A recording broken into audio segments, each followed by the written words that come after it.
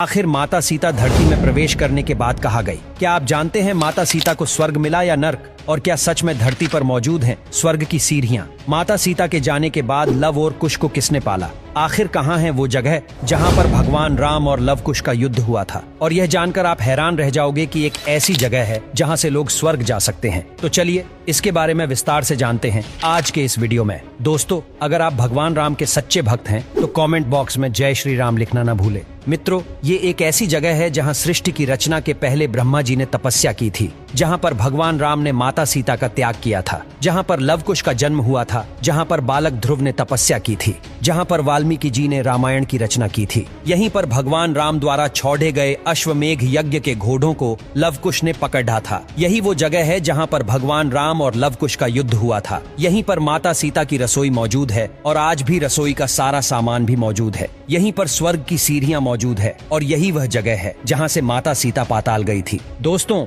आज हम आप सभी को भारत के एक ऐसे अलौकिक जगह के बारे में जानकारी देंगे जहां इन सारी घटनाओं का समावेश हुआ है और इन सभी का एक ही जगह पर होना कोई साधारण सी बात नहीं है। भारत के कानपुर शहर में पवित्र एक स्थान है जिसे बिठूर कहा जाता है। यही वो स्थान है जहाँ ब्रह्मा जी ने सृष्टि की रचना के पूर्व यहाँ पर तपस्या की थी। शास्त्रों और पुराणों के अनुसार यही वो जगह है जहाँ बालक ध्रुव ने भगवान विष्णु की तपस्या की थी। बिठूर महर्षि वाल्मीकि जी की भूमि थी और यहीं पर उन्होंने रामायण की रचना की थी। मंदिर के पुजारी के अनुसार आज से करीबन 8 लाख साल पहले ही माता सीता बिठूर आई थीं और यहीं पर लव कुश का जन्म भी हुआ था। लव कुश ने इसी स्थान पर महर्षि वाल्मीकि जी से शिक्षा भी प्राप्त की थी। वहीं भगवान राम जानकी मंदिर में लव कुश के बाण आज भी रखे हुए हैं। गंगा नदी के किनारे पर बसे इसी स्थान पर एक और सीता रसोई भी बनी हुई है। यहीं पर सीता जी भोजन बनाती थी। दोस्तों, आपको जानकर आश्चर्य होगा कि उस समय उपयोग के लिए बर्तन और पानी वाला कुआं जिसका उपयोग माता सीता किया करती थी वो आज भी यहाँ पर मौजूद है। प्राचीन समय के इस कुएं का पानी आज भी सूखा नहीं है। पुजारी के अनुसार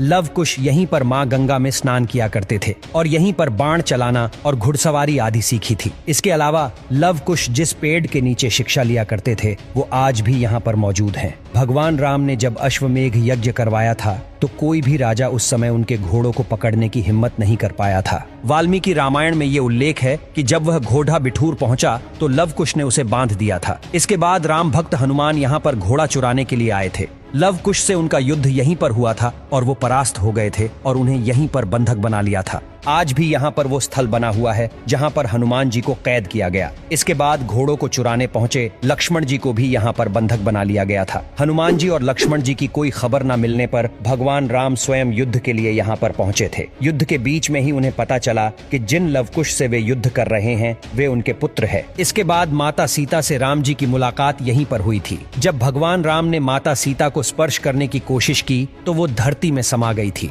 ये स्थान आज भी यहाँ पर मौजूद है और सुबह शाम इस स्थल की पूजा की जाती है। ये भी कहा जाता है कि भगवान ब्रह्मा ने यहाँ पर एक शिवलिंग स्थापित किया था जिसे ब्रह्मेश्वर महादेव के नाम से जाना जाता है। दोस्तों, जब आप यहाँ पर आएंगे तो आपको गंगा नदी के किनारे पर ब्रह्मा खूंटी दिखेगी। यही वो स्थान है जो संपूर्ण विश्व का केंद्र बिंदु है। वहीं दूसरी ओर मान्यता है कि ब्रह्मा जी ने बिठूर में इसी स्थान पर बैठकर सृष्टि की रचना की थी। उन्होंने इसी स्थान पर 99 यज्ञ किए थे। यज्ञ खत्म होने के बाद ब्रह्मा जी जाने को हुए तो उनके दाहिने पैर की खड़ाऊ धरती में धंस गई। खड़ाऊ पाताल में चला गया लेकिन अंगूठे और उंगली के बीच की खूंटी धरती के ऊपर ही रह गई। जाते हुए ब्रह्मा जी ने कहा था कि भविष्य में ये खूंटी बहुत ही विख्यात हो जाएगी। दोस्तों, ऐसे अनगिनत रहस्य आज भी बिठूर के धरती पर मौजूद है जिसे आज भी खोजा जाना बाकी है। अगर आप एक ऐसी जगह पर जाना चाहते हैं जो प्राकृतिक सौंदर्य के साथ साथ हमारे पौराणिक ग्रंथों के सबूत को समेटे हुए हैं तो बिठूर आपके लिए एक सही चुनाव होगा।